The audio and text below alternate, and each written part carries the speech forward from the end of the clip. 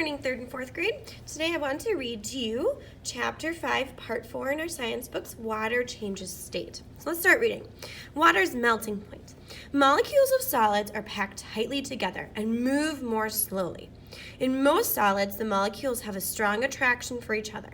This means they will stay close to each other and hold together. When solids are heated, the molecules begin to move more rapidly. If they move fast enough, the attraction between the molecules is not strong enough to hold them together as a solid. The solid can melt and become a liquid. The molecules have not changed, but their motion has overcome the attraction that holds them together. So if you remember from yesterday, gases, they are the lowest dense of our three states of matter, and the molecules in them are moving around rapidly and they're not packed together tightly. If we think, though, of our liquids, they're a little bit more dense than gas. Still not the most dense. Their molecules are vibrating more, a little bit more than solids do, but they're still not vibrating nearly as much as gases, and they're packed in a little bit tighter. And then you think of solids. Solids are the most dense. They're packed in very, very close. So as I was just reading here, when those solids get heated up, so when these molecules here in the solids get heated up, they start to vibrate or start to move faster and faster and faster until the attraction between the molecules is not enough to hold them together, and then that solid is able to melt and turn into a liquid. So the attraction between the molecules isn't enough to hold it, and it melts and turns into a liquid. Not all solids melt. And solids that do melt do not all melt at the same temperature. The ice cubes in Karen's glass melted at room temperature, but the glass itself did not melt. The temperature at which a solid changes to a liquid is its melting point. And we know from in math that the melting point of water is, that's right, 32 degrees Fahrenheit. Water's boiling point. Just as heat can cause a solid to turn into a liquid, so heat can cause a liquid to change into a gas. Increased heat causes the molecules to move faster, and finally, the attraction between the molecules is not enough to hold them together as a liquid. The molecules break apart, and the liquid becomes a gas. The temperature at which a liquid changes to a gas is its boiling point. And once again, not all liquids have the same boiling point, but we know from math that the boiling point of water is, that's right, 212 degrees Fahrenheit. Liquids also become gases through the process of evaporation. And we'll discuss evaporation later on in this chapter.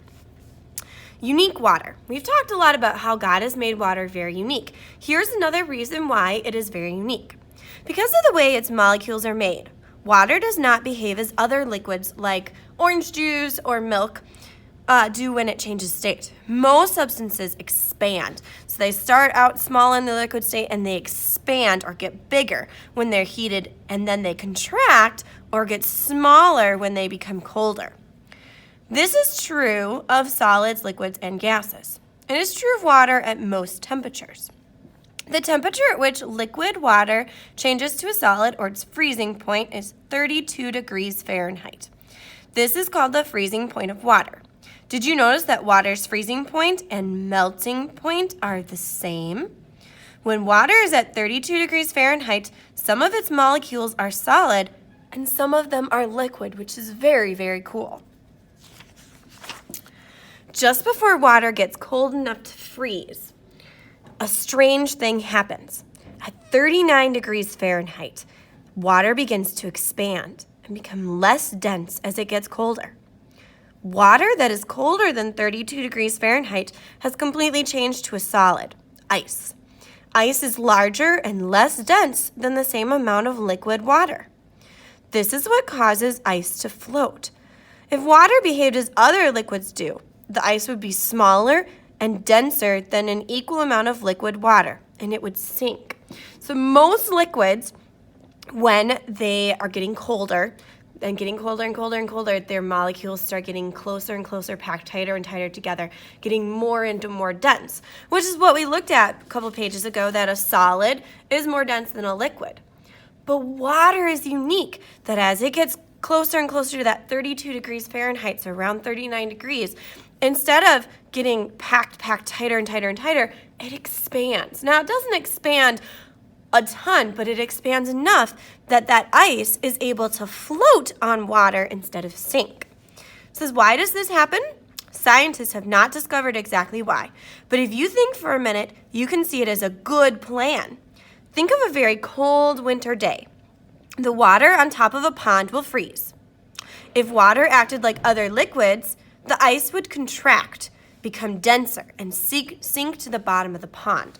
So you've got your pond, and it ices over, and then that ice sinks because it's more dense and heavy to the bottom of the pond. Then more and more ice would form on the top of the water and sink. Soon the pond would be, that's right, solid ice. What would become of the fish and plants in the pond? What would happen if it was solid ice? It would not be very good, would it? What if the same thing happened in lakes, rivers, and oceans? Wow. Instead of contracting and sinking, ice expands and floats. Ice on top of a pond or lake helps protect plants, water plants, and fish during very cold weather. They live securely beneath the ice until it melts in warmer weather. Because water expands when it reaches the freezing point, water life continues. You can see this is a good plan. Who do you suppose thought of this plan? That's right, God. Could it have happened by accident? I don't think so. God has perfectly made water to support living life, and we've seen that through many different aspects of it.